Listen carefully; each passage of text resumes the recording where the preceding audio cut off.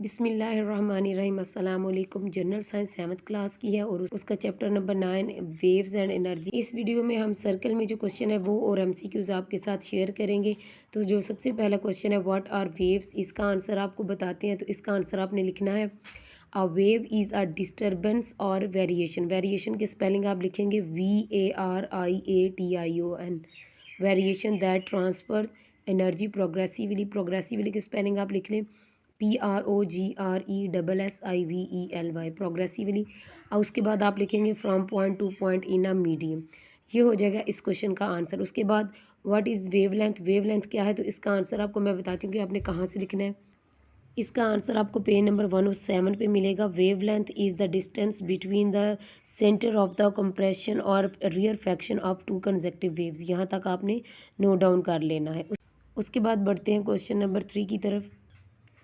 Question number 3 है is the sound wave similar to light wave. क्या sound wave और light waves मिलती जुलती हैं, तो इसका आंसर आपने लिखना है no. A sound wave is different than a light wave. इसका आंसर यहाँ तक लिखना है। उसके बाद बढ़ते हैं एमसीक्यूज़ की तरफ। तो एमसीक्यूज़ में सबसे पहले एमसीक्यूज़ जो आपने करेक्ट आंसर होगा उसको सर्कल करना है। तो सबसे पहला एमसीक्यूज़ है sound waves are not, sound waves नहीं है जी। क्या नहीं है, इसका आपने लगाना है आंसर मैकेनिकल वेव। उसके बाद सेकंड एमसीक्यूज़ है sound can not pass through, के साउंड नहीं गुजर सकती जी। कैसे नहीं गुजर सकती, वैक्यूम्स।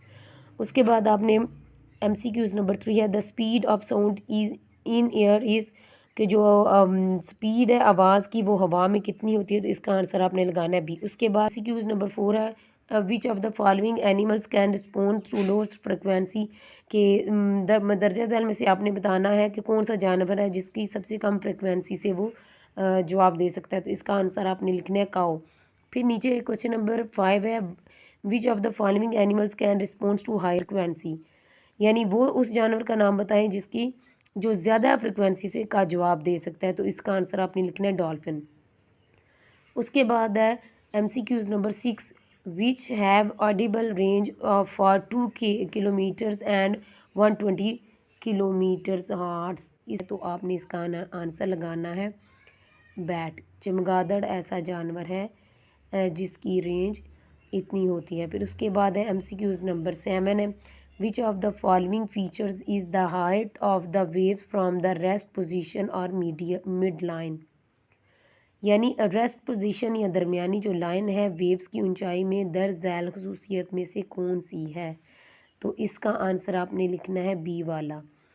उसके बाद एमसीक्यूज नंबर 8 है which of the following features of waves is the number of waves that pass by each sound, in waves की मंदरजा झैल खसूसियत में से कौन सी वेव्स की तादाद है जो हर सेकंड में से गुजरती है, तो इसका आपने बताना है आंसर सी फ्रीक्वेंसी। फिर उसके बाद है MCQs number 9 what is the transferred by the movement of waves, यानी वेव्स की हरकत के ज़रिए क्या चीज़ मुंतकिल होती है, तो इसका आंसर आपने लिखना है एनर्जी।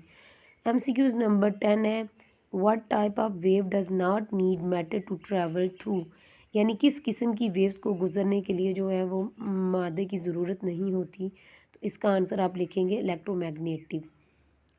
उसके बाद है जी MCQs number 11 which sequence of visible colour is correct from longest wavelength to short wavelength.